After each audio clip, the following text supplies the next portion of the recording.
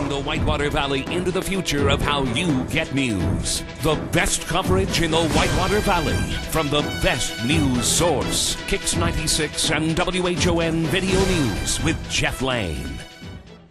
What does it mean for a woman with diabetes knowing Reed's Wound Healing Center treats difficult-to-heal wounds with a success rate greater than 90%? More than you know. More than you know is closer than you think. Reed Hospital and Healthcare Services. Welcome to Kicks 96 and WHON Video News for Tuesday, April the 29th. I'm Jeff Lane.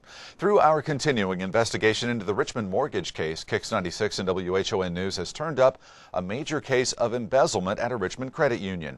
A complaint has been filed in Indiana's Southern District of Federal Court against Renee Pennington. Pennington was an employee of the Healthcare Professionals Federal Credit Union on Williamsburg Pike in Richmond.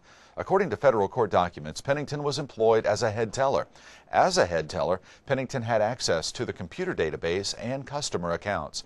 Beginning in 2000 and continuing until March of last year, Pennington allegedly stole money by making fictitious electronic entry deposits into her own personal accounts and then withdrawing the money. She hid the false entries by making offsetting entries in other general ledger accounts. An audit revealed the extent of Pennington's theft. Over the 7 years, she's accused of stealing about $185,000. She now faces a federal embezzlement charge. Wayne Circuit Court Judge David Colger told Cody Westover yesterday he got a second chance, but he will not get a third. Westover was 17 years old when he drove under the influence of drugs and alcohol and caused a crash that killed Jim Frakes of Williamsburg in the summer of 2005. After serving only about a year behind bars, Westover was released and placed on probation. In a hearing yesterday, it was revealed that Westover began using drugs again less than 2 months after his release from jail. He was arrested again last fall for public intoxication. Yesterday's hearing was to revoke Westover's probation and send him back to prison. Westover asked to avoid jail so that he could move to Florida to work with his brother. It was a request backed by Westover's father, Keith. Colger lit into both. The judge said, quote, "He kills somebody in Wayne County and we're supposed to send him off to Florida like nothing's happened?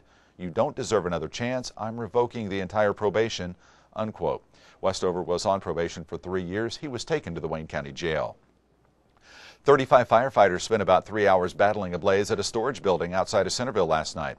It broke out at 7 o'clock on the property of Larry Sitlow on Colvin Road, a few miles southwest of Centerville.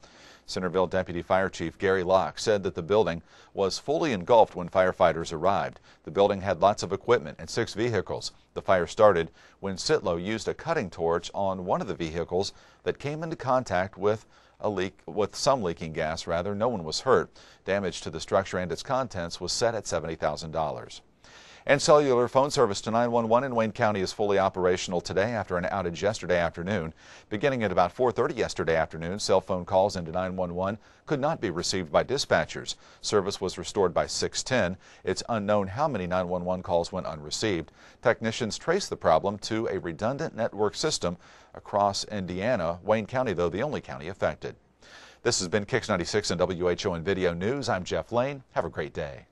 Leading the Whitewater Valley into the future of how you get news. The best coverage in the Whitewater Valley from the best news source. Kicks 96 and WHON Video News with Jeff Lane.